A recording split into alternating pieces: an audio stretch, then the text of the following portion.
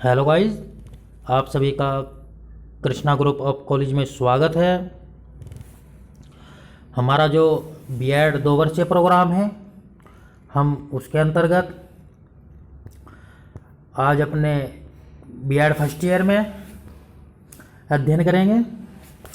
हमने इससे पहले वीडियो में जो हमारा पेपर कोड है E103, पेपर का नाम है अधिगमकर्ता के रूप में विकास, growing up as a learner. हमारी यूनिट फर्स्ट चल रही है। यूनिट फर्स्ट के अंतर्गत हमारा एक चैप्टर है शैशवावस्था और बाल्यावस्था। हमने इस चैप्टर के अंतर्गत शैशवावस्था का महत्व, उसकी विशेषताएं और उसकी शिक्षा के बारे में अध्ययन किया।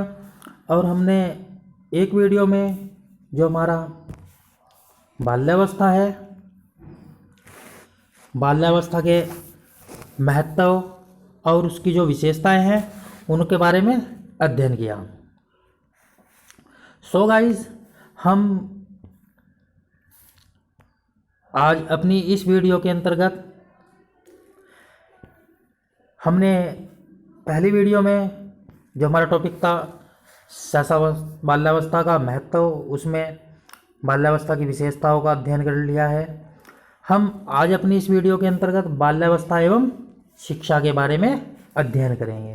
किसके? बाल्यावस्था और शिक्षा। यानी कि जब बालक 6 से 12 वर्ष की आयु में होता है तो उस समय हमें बालकों की जो शिक्षा होती है वह किस प्रकार की होनी चाहिए, उन सभी के बारे में हम अध्ययन करेंगे।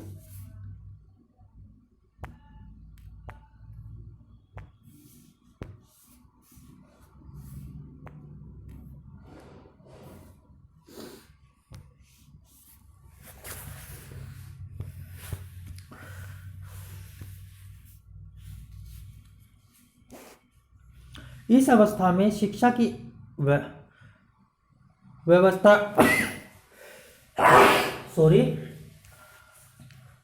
इस अवस्था में शिक्षा की व्यवस्था करते समय निम्नलिखित बातों को ध्यान में रखना चाहिए। नंबर 1, नैतिक एवं संवेगात्मक विकास। हमारे जो प्याजे महोदय हैं उनके द्वारा किए गए अध्ययनों से यह स्पष्ट होता है कि 8 वर्ष की आयु के बालक में नैतिक मूल्यों का विकास होने लगता है। अतः नैतिक शिक्षा के माध्यम से नैतिक मूल्यों के समुचित विकास हेतु बालकों को सही दिशा दी जानी चाहिए।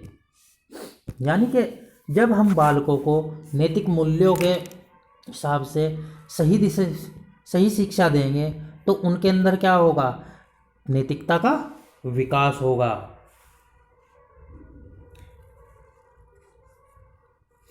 हमारे कौल महोदय हैं, उन्होंने भी कहा है कि जो कौल महोदय हैं वह कहते हैं कि बाल्यावस्था को संवेगात्मक विकास का अनोखा काल कहा गया है।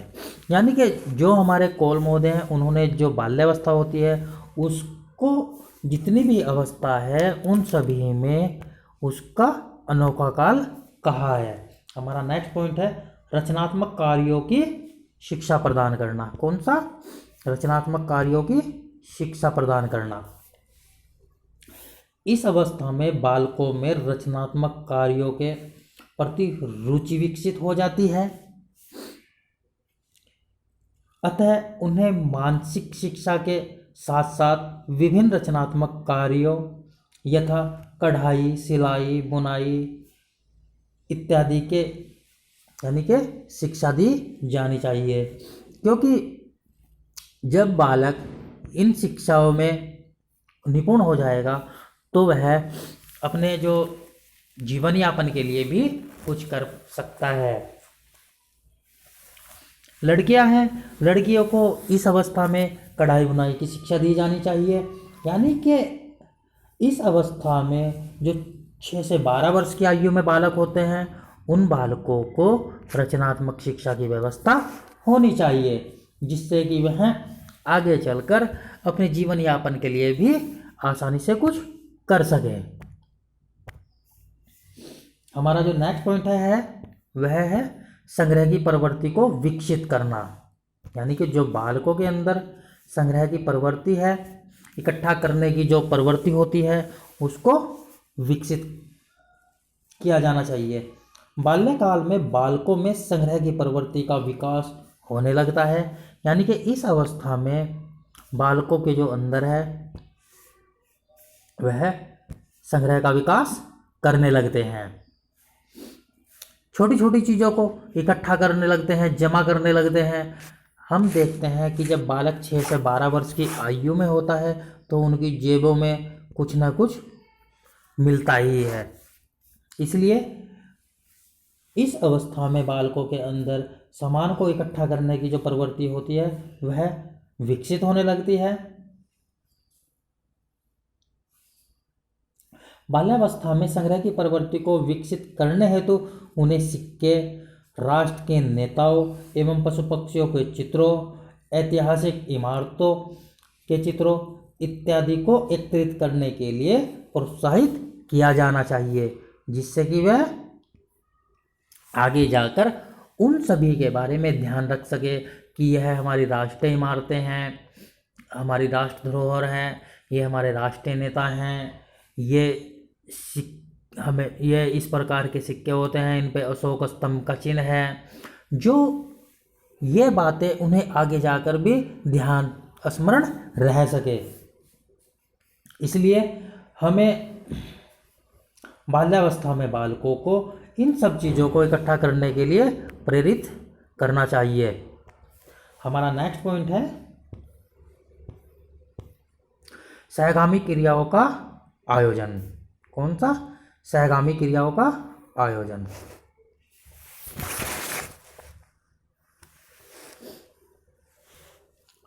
प्रत्येक बालक व्यक्तिगत दृष्टि से, यानी कि जो छोटे बालक होते हैं वह क्या करते हैं, व्यक्तिगत दृष्टि से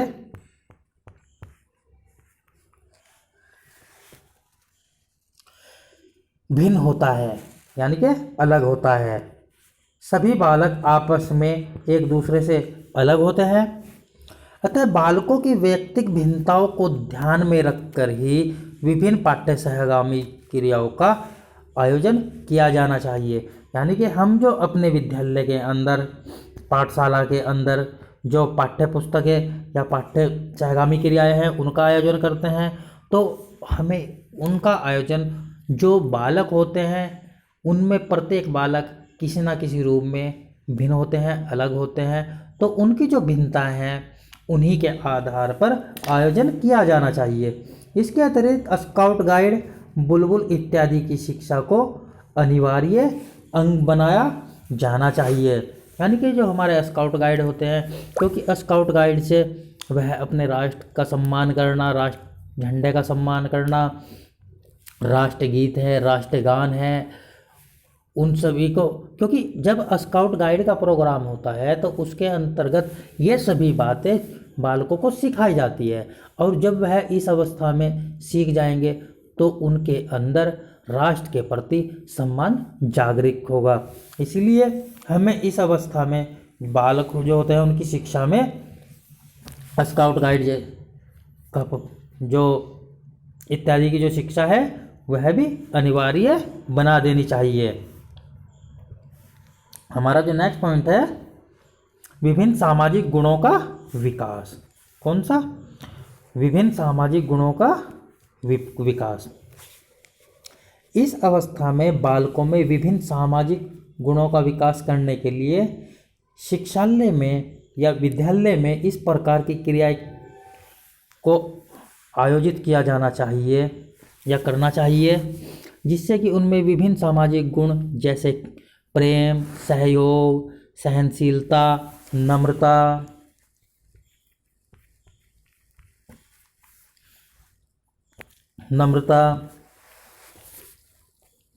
अनुशासन, आत्मनियंत्रण तथा सहानुभूति आदि का विकास हो सके। हमें अपने विद्यालयों के अंदर इस प्रकार के कार्यक्रम यानी कि समय समय पर कराते रहने चाहिए, जिसमें वह आपस में एक दूसरे के साथ सहयोग के साथ खेल सके या अपना प्रोग्राम कर सके, इससे क्या होगा, उनमें एक जब वह एक साथ खेलेंगे, किसी कार्यक्रम को करेंगे, तो उनमें सहयोग की भावना जागृत होगी, उसमें सहनशीलता आएगी और उनमें नम्रता बनी रहेगी। और इस प्रकार के कार्यक्रमों से वह उनके अंदर अनुशासन, आत्मनियंत्रण तथा सहानुभूति आदि का भी विकास होगा।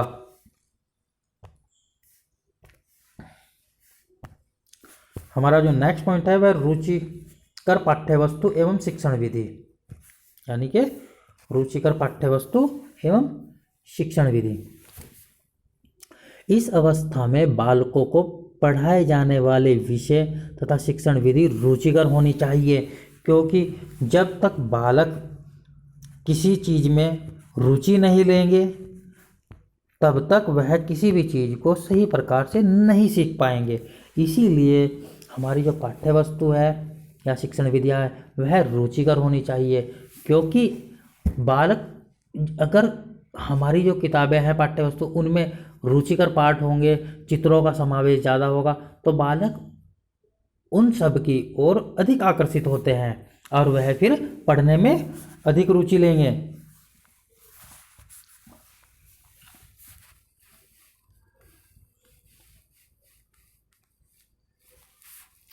विभिन्न विषयों की विषय वस्तु उनकी बुद्धि स्तर, रुचि और आवश्यकताओं के अनुरूप होनी चाहिए। यानी कि ये नहीं कि बालक तो कुछ और चाह रहा है और हम उनको किसी दूसरी पाठ्य पुस्तक पढ़ाने के लिए कह दे, नहीं।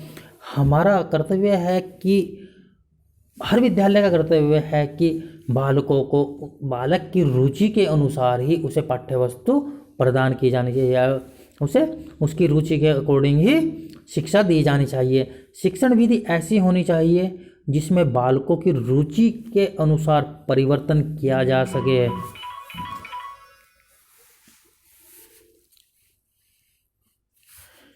यानी कि बालकों की रुचि के अनुसार ही हम उसे बदल सके। शिक्षण विधियों में अभिनव, कहानी, खेल तथा प्रयोग का अधिकाधिक प्रयोग किया जाना चाहिए, जिससे कि जो छोटे बालक होते हैं 6 से 12 वर्ष के आयु के बालक होते वह उसमें अधिक से अधिक रुचि लें और अधिक से अधिक सीख सके। हमारा जो नेक्स्ट पॉइंट है वह है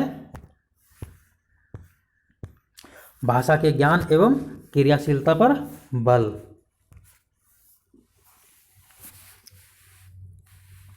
बाल्यावस्था भाषा सीखने का सर्वाधिक महत्वपूर्ण काल होता है। इस अवस्था में भाषा के ज्ञान पर अधिकाधिक बल देना चाहिए, क्योंकि यह एक ऐसी अवस्था है जिस अवस्था में बालक समुदाय का भी सक्रिय यानी कि सदस्य बन जाता है। वह पास पड़ोस में जाकर अपने हम उम्र साथियों के साथ खेलता है और वहाँ से अलग अलग प्रकार की भाषाएं सीखता है। घर में जो बोलते हैं उनकी कॉपी करता है, अनुकरण के द्वारा सीखता है। तो इसीलिए इस अवस्था में भाषा के जो ज्ञान है उस पर हमें ज़्यादा क्या है बल देना चाहिए। अगर कोई बालक त्रुटिपूर्ण भाषा का प्रयोग करता है तो प्रत्येक विद्यालय शिक्षक माता पिता का कर्तव्य है कि वह बालक की उस त्रुटि का समाधान कर उन्हें सही शब्दों का या सही भाषा का उच्चारण करने के लिए कहा जाए। बाल्यावस्था में बालकों में विभिन्न प्रवृत्तियों का विकास करने के लिए यह नितांत आवश्यक है कि उन्हें अधिकाधिक सक्रिय रखा जाए। यानी कि जब बालक किसी भी काम में सक्रिय होंगे तभी तो वह उसे अच्छे प्रकार से सीख पाएंगे। अगर वह निष्क्रिय हो जाएंगे तो वह उस कार्य को सही प्रकार से नहीं कर सकते।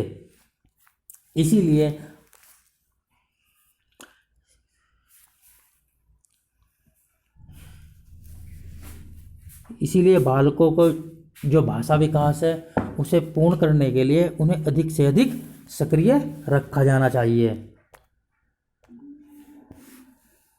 सो गाइस, आज की वीडियो में यहाँ तक ही हमारा जो यह टॉपिक था बाल्यावस्था एवं शिक्षा। हमारा यूनिट फर्स्ट के अंतर्गत हम शैशवावस्था और बाल्यावस्था के बारे में अध्ययन कर रहे थे। हमने अपनी अलग अलग वीडियो में इसके सभी अलग अलग पार्टों में शैशवावस्था का महत्व, शैशवावस्था की विशेषता और शैशवावस्था एवं शिक्षा, बाल्यावस्था का महत्व, बाल्यावस्था की विशेषता और बाल्यावस्था एवं शिक्षा का अध्ययन करते हुए अपना यह चैप्टर कंप्लीट कर लिया है। सो गाइस, हम अपनी नेक्स्ट वीडियो में नए टॉपिक के साथ दोबारा से मिलते हैं। आप सभी का धन्यवाद। Thank you.